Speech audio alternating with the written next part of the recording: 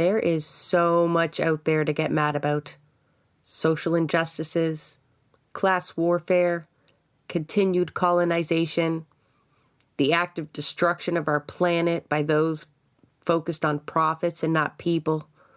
We can find it overwhelming at times. The good news is there are equally as many, if not more, stories of people coming together and rising up against the forces at play.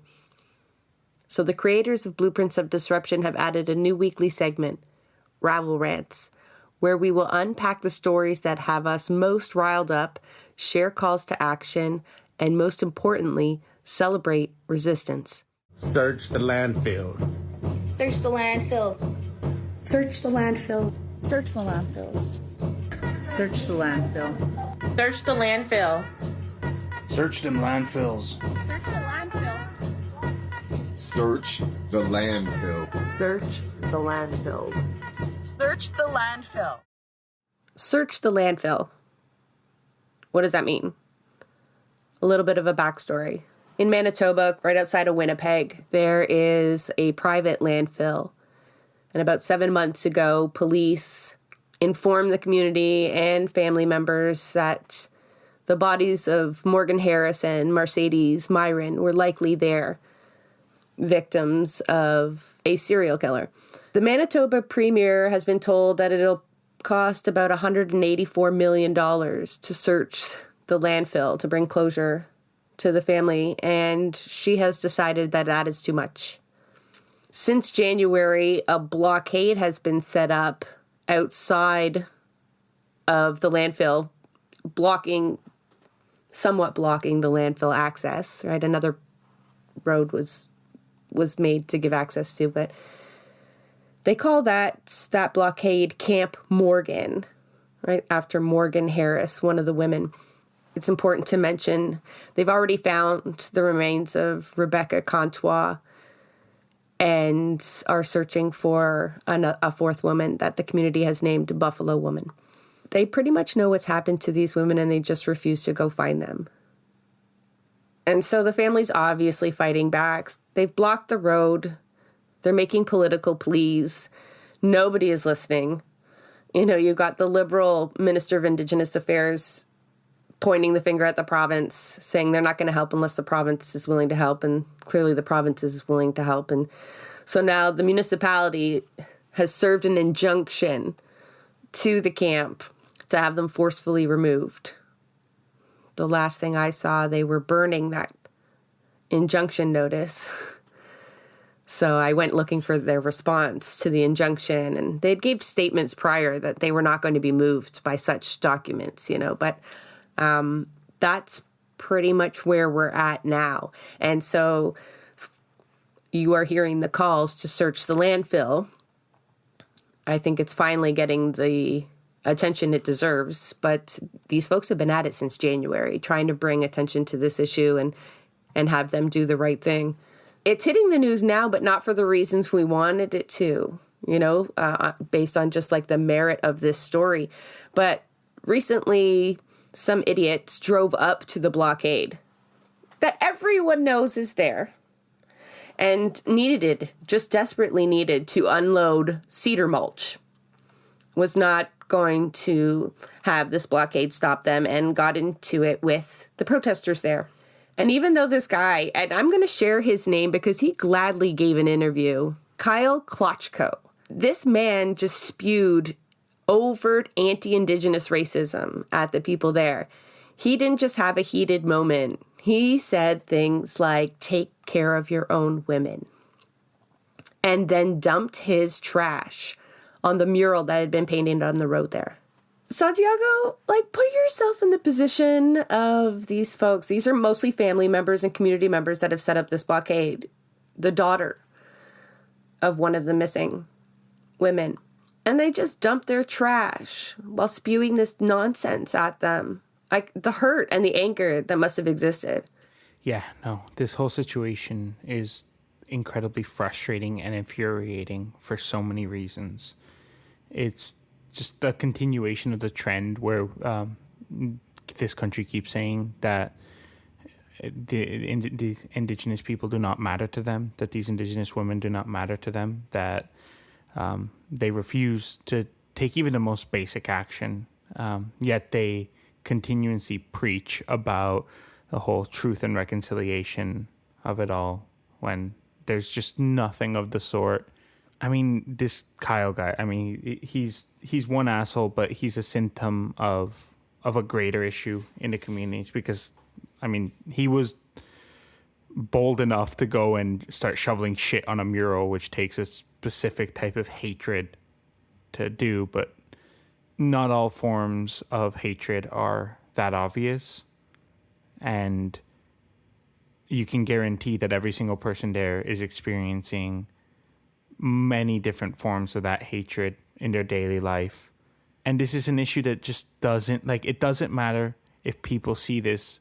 So there seems to be a refusal to acknowledge how deeply rooted this issue is of anti-Indigenous racism in this country, of the discrimination, and it's often it's intentional. It's also in our political decisions, in our refusal to repair the damage that we caused, that was caused through colonialism.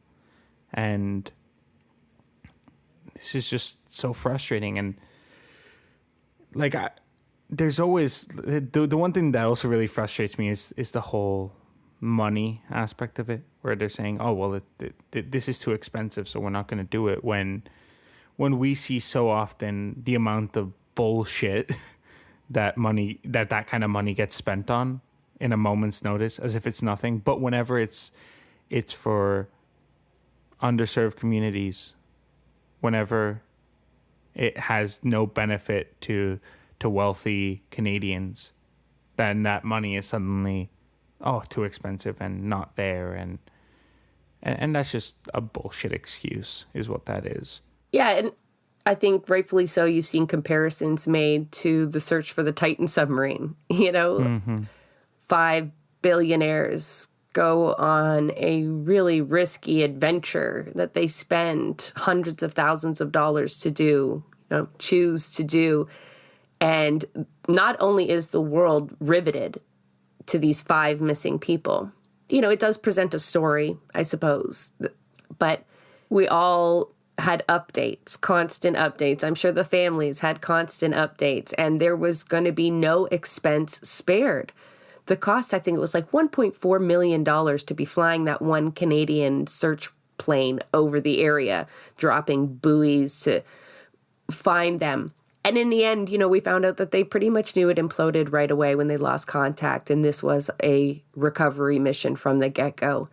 And when we talk about Morgan Harris, Marcedes Myran, Rebecca Contois, and Buffalo Woman, these are 4 of the thousands of missing and murdered Indigenous women, and we rarely get to hear any of their stories or get updates on how much work is being done to find them. It's just, that's the racism that I guess isn't so obvious if you're not looking at it. It's not screaming at people racist epitaphs, but it's like in our omission, in our lack of attention to the issue and the price tag, right? $184 million. But even the injunction is pitting, prioritizing the economic rights of a municipality to have to divert their waste to the basic rights of those people, right? To basic human decency, justice, if that exists, right?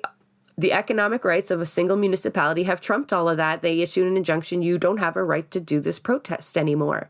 And we talk about being as disruptive as possible because that's the only way you draw attention to the issue. And in the end, it was, right? They went to Kyle's house. They put red painted handprints, which represents murdered and missing Indigenous women and children and Two-Spirited peoples. And that was a bit of a disruption. Disrupted a white guy's house. They obviously laid a charge against an Indigenous protester, right, at the time. Naturally. And the CBC is now, it has become primetime news. National news, another national disgrace. And so as people are still looking underground for the remains of residential school victims, we are demanding that they search the landfills. And like landfills, you'll hear them say. Because like, let's kid us not, this is not the only landfill that needs searching. And in fact, when they do need searching for a white man in Ontario, out near London, Ontario, needle in a haystack, they call it, needle in a haystack. And the Toronto police went in there and they found him and returned him to his family. There's so much symbolism happening here that just, I feel like it speaks volumes. I feel like the fact that it's in a landfill, and that they're just continuing to put more garbage in that landfill before dealing with this, that feels a bit symbolic to me personally, of how they treat Indigenous people in this country, like they are garbage. Another thing, bringing it back to that freaking submarine, is, I remember one thing that was making rounds on Twitter when that was happening was that the stepson of one of the billionaires was, tweeting jokes about it from like a Blink-182 concert. Meanwhile, in this case, you have like the daughter of one of the murdered Indigenous women who is actively speaking out against this and begging for action to be taken, and that's ignored. It's not ignored. She's going to face police action, likely. That's the eventual outcome of these court injunctions. Yeah. No, but what I mean is that, like, they refuse to do anything about, like, anything that's necessary. And I don't know, like, all of these things, it just feels symbolic to me in a lot of ways.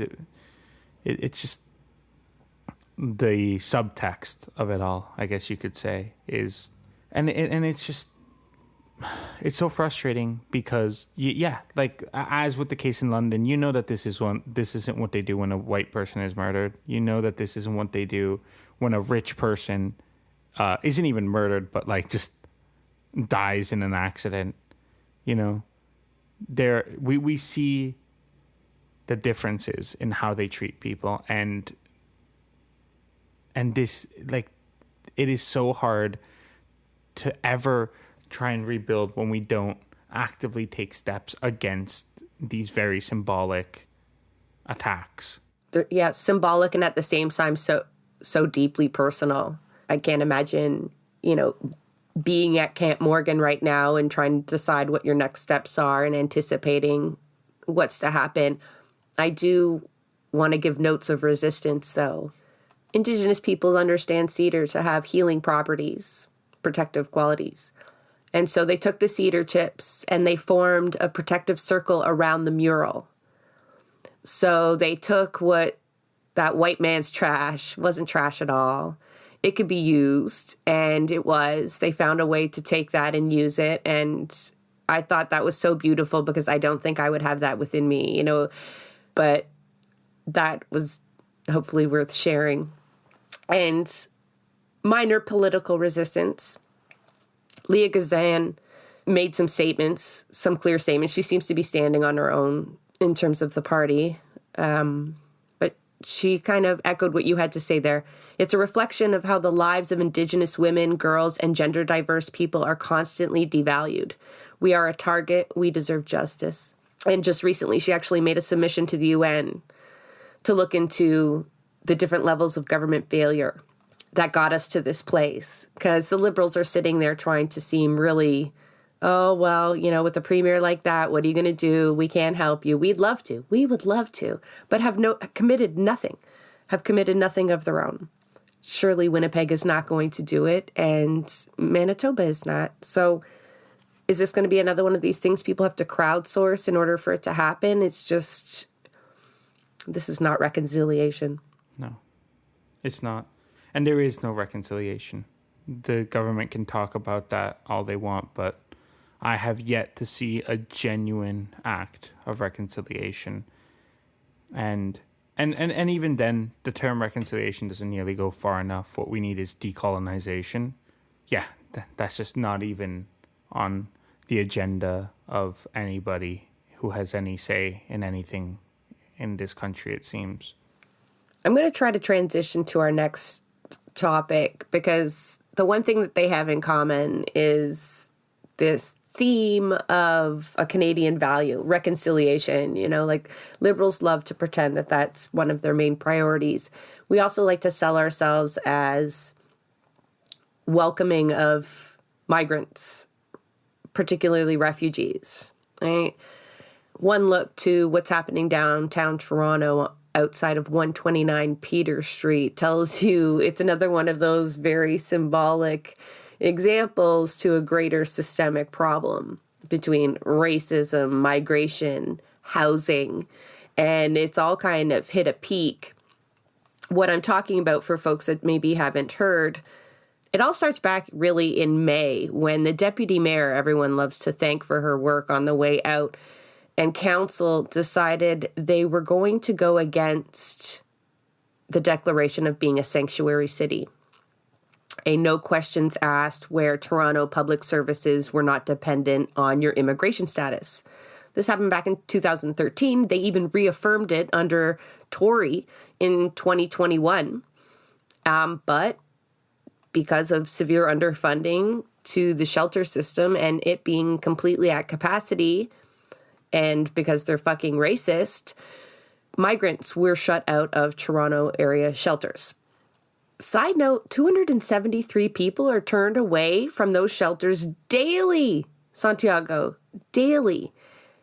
And just last month, they added 40 people to the Toronto Homeless Memorial. Just to give you an idea of the situation of homelessness in Toronto, which estimates that 8,000 people experience homelessness daily. All right. Most of the migrants, though, that we're talking about at 129 Peter Street are African migrants. And real undertones of racism tie themselves into the story because this did not happen to Ukrainian refugees. The response to Ukrainian refugee influx was exactly what it should have been. Full of compassion, open arms, funding, organized mutual aid. Not so much here, right? So the good news is there has been some movement. Olivia Chow has used the powers that Toronto Council has to open up additional shelter beds, to put the people that were outside of 129 Peter Street in hotels temporarily. So there has been movement on this, but one of the things I kind of wanted to talk about was the mutual aid efforts that existed around this and the questions and stuff that brings up, because we're often talking about how to do a better job, you know, of mutual aid and be more effective. And there's some horror stories. Sorry, I'm kind of like hogging the beginning here, but I just wanted to like set the stage a little. People hear about this. People want to help. Great. But folks that are down there trying to coordinate the efforts of mutual aid, we're telling really horrendous stories of sometimes it's just misplaced efforts. You know, everyone's dropping off on Friday, Saturday, Sunday. That's when it's convenient. They're not working. They can go down. Well, that leaves a lot of unused food, right? If everyone's dropping off food on the weekend, then there's piles of spoiled food. People were bringing really inappropriate food. So these folks are sleeping on the sidewalk. Security will not even let them string tarps between trees. So I'm talking zero shelter. And people are bringing them raw chicken. Things that clearly need refrigeration. So you know what I mean? Like, people are helping. You're like, yay. You went into your kitchen. You got some food. You got some leftover, like some clothes, whatever you thought they might need. And you just put it in a bag and you went and dropped it off. We need, that actually sometimes works against what you're trying to do, right? Big piles of spoiled food, piles of unused clothing when there's other encampments, there are people who perhaps do need clothing. And so thankfully there are some folks down there that are sharing Google Docs of requests that are coming in, like from the ground. But Santiago, you look into this a little bit in your day job. Yeah. Right now, I'm working as a research assistant, and the project has to do with this Community First program, which essentially what it does is, instead of having the traditional top-down approach to public health care, whereas public health professionals will come in and dictate, make decisions of what a community needs, they actually work to empower the community to be able to make those decisions independently and collaboratively, so that they can actually say, no, these are the things we need, and this is also how to make it culturally appropriate and relevant to our community. And I looked at, dozens of cases from around the world of similar programs. And what happens every single time that you look at this is you find that when you empower the community, instead of just deciding that you know what they need, that ends up in better results. That is consistent. And when I look at this, like, I want to be a little generous, I guess, in saying that, like, people helping is a good thing, and I'm grateful for that. Not raw chicken. Not raw chicken. I'm not. But like, what I appreciate, I know chicken's expensive. Okay. Like the fact that it is raw chicken shows, I mean, that takes a little. I can't afford chicken sometimes, like I'm grateful for the thought behind it, of course, but this is why this just emphasizes the importance of actually getting in and asking, what do people need? Because they know better than anyone what their needs are. And like I said, raw chicken's expensive. What that money that bought that raw chicken, that is probably better spent on whatever it is that the people who are actually in need will tell you that they need.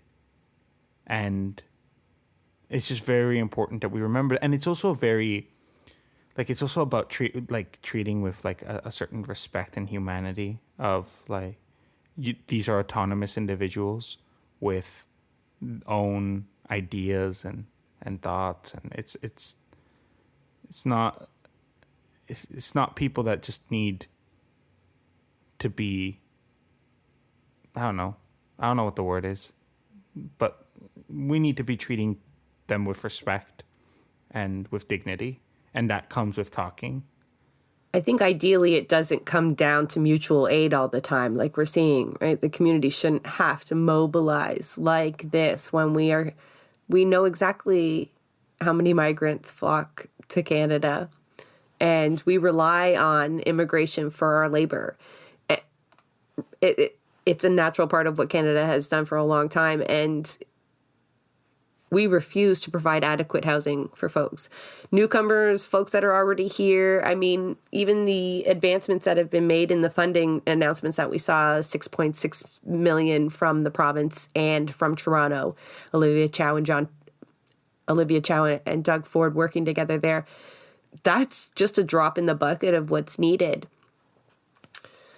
I will share the link to the Google Doc in the show notes if people are looking for how to contribute to the mutual aid efforts that are going well. Lorraine Lamb on Twitter has shared it, so I will share what she's put together. But if folks are wondering, just general practice, if you have the money, get gift cards, give cash.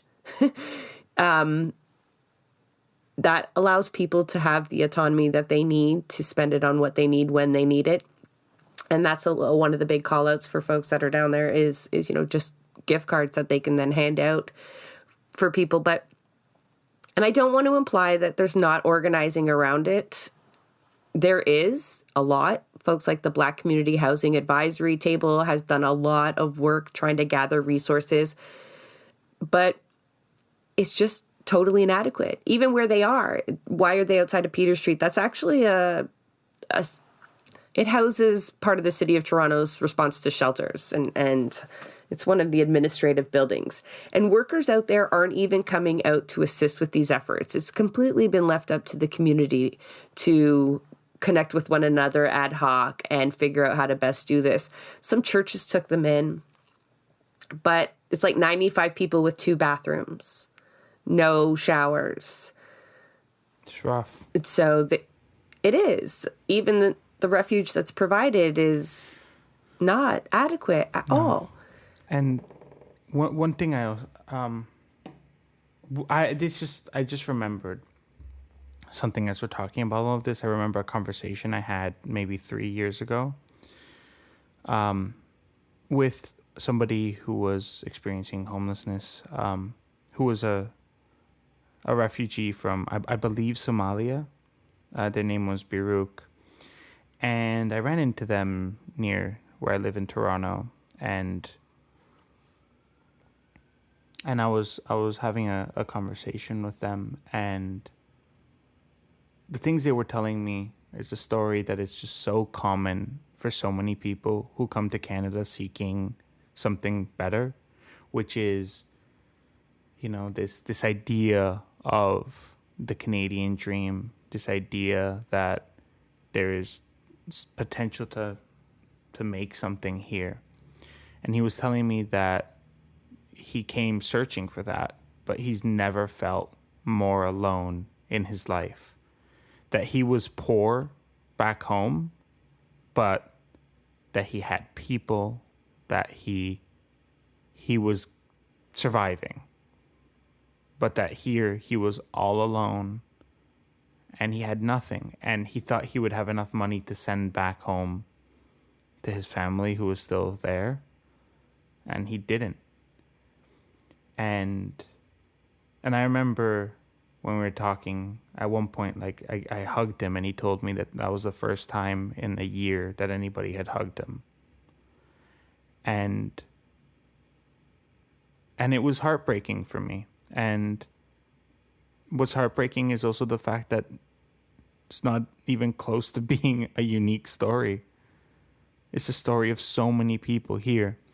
And when I said earlier about how, Canada just has entirely too good of a PR team, we're lying to people about what life will be like here. We're lying to them. We're exploiting people. And that's what this country is built on. It's built on lies and exploitation. And we keep doing it. It's not in the past. We keep doing this over and over again.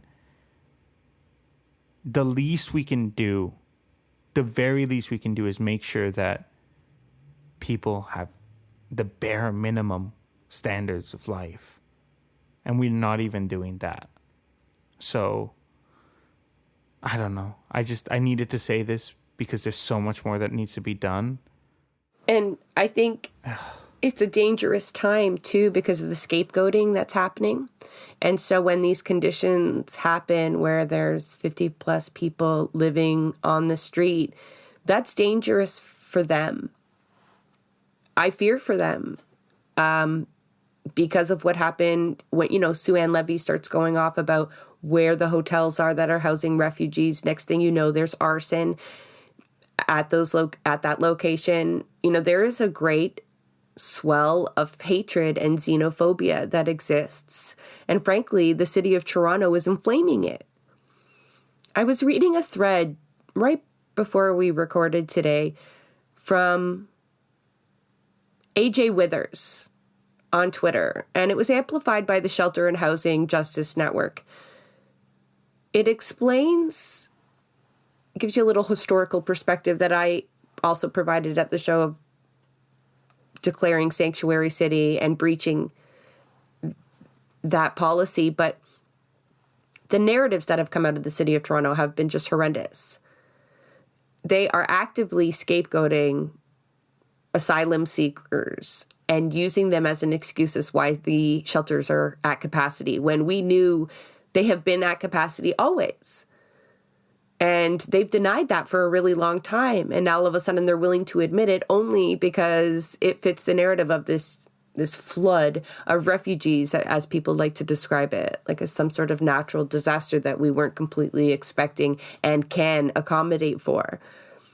But another thing that really enraged me that people need to know that AJ brought up that just like lets you know that this was just racist trash, like this was deliberate by the city of Toronto, when they were collecting and then providing data on how many refugees were within the Toronto shelter system, they included anyone who came to Canada as a refugee.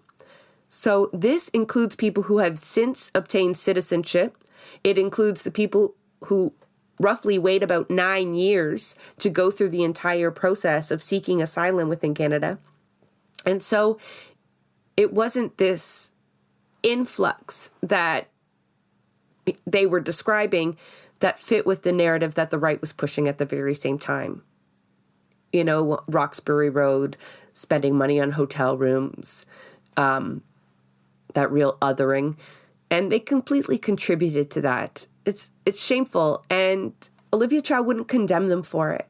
She blamed the politicians. She blamed council rightfully for voting to, you know, go against their sanctuary city promises. But there's some service providers there that went along with it and city managers that should be ashamed of themselves. One thing I also want to mention, and I know like our audience knows all of these things, but I need to say it, is, you know, there's a lot of, you hear whenever there's talk about refugees, people say, well, you know, why is it our responsibility to do anything at all? When as a reminder is that we are directly responsible for creating so many of these crises that have made their home countries not places where they can live. Canada has been an imperialist, colonialist power. And I mean, here we're talking about African refugees. Take a look at who has the most mining companies in Africa. And take a look at what kind of conditions those mines are operated under. And take a look at the involvement in Canada in overthrowing democratically elected governments in these countries. And in helping create conditions for wars for political gains. And then say that this isn't our responsibility to deal with. I remember having this debate when the Syrian refugee crisis was a big topic back in 2016, 2015 era. And the same things were true then as they are now, which is that we are responsible and we need to do better, and there is no such thing as doing enough. There is not enough. We cannot make up. We can't even come close to make up what we have done, but we need to do everything we can to improve the lives of as many people as possible, because that is our responsibility as global citizens. And that is supposed to be what, you know, when you learn about what Canadian values are supposed to be in school, that's what they try and act like our values are. You know, we're very proud of the whole peacekeepers. We're multicultural, right? Like that is something that we've been selling for a long time. It's what people say, but then our actions don't reflect that. Our actions are the opposite. So how about we try just a little bit harder to be what people think we are? Instead of just being good PR, we actually try and help people. Like, I feel like that's not asking a lot, you know? No, and that could be said about both of the stories that we talked about today. The level of accountability that the government of Canada, levels of government hold, but also the community, not the Indigenous community, I'm talking about like the Canadian community that has allowed it to get to this point, right? Talk a big game about reconciliation, but have gone back to celebrating Canada Day, and that overt racist white nationalist trash that's rising, you know, contributes to the fuel that others, Indigenous people and migrants, and I think makes room for the Kyles to dump their trash, thinking they can get away with that there's space for that. And the reality is, space has certainly been made for this. And our response has to definitely be more than scooping a few of them up and putting them in hotels. Or in the case of the landfill, doing absolutely nothing at all. Nothing. I know people talk about immigrants like, oh, they're so resilient. They say this about children. But those people are absorbing trauma through this. Even if they pull it together and whatever you think that means and persevere and all these stories of hardship, they are celebrated, right? And even on the left, it's like, I hate to get on her again, but it just came to mind. Like Olivia Chow tells the story of her family often, and it's a hard one, right? Of struggling through a father with disability and a mother having to work many jobs. But I don't think we kind of condemn that these hardships exist enough for immigrants. It's not a badge that they should have to fucking wear afterwards. But no, and it's so unique to every immigrant's story too. Like where there's so many differences. Like because I'm a lucky immigrant, you could say, right? Where we had enough, where when we showed up, they gave us a Canadian passport because that's how it was at the time. We didn't have to jump through all these hoops. And, there was a job waiting for my dad, and we never had to struggle in that way. And I just see, like, so many other examples. Like, there's the horrible examples, and then there's just the also just more ordinary, everyday horrible stuff. Like, I think of my friend Helou, who, doesn't know about where his immigration status is going to go, where there's so much just uncertainty of, like, building something here, putting down roots here, but doesn't even know if he'll be able to stay here. Yeah, because that was new to me. I should have known this, but 9 years is a long time to live somewhere and not still know if that's going to be your permanent home. Like, that's approximately how long it can take from the time you arrive and put in your application and have your hearings and all of that and find out if you're not going to be sent back. And with Peter Street, I think it mixes this hardship of seeking asylum, especially, to our disdain for the unhoused people, and the fact that the city and the province and the federal government can always find millions and millions of dollars quite quickly to respond to things, natural disasters, war, you name it, so many examples, bailing banks out. There's just so many examples of where the money was just gotten not budgeted for, but found very quickly to respond to something. But when it comes to the fact that there are people living on the sidewalk, it seems to be insurmountable. Or, it's been 7 months in a landfill, so there's just no way we can find anything, or at least not for something less expensive,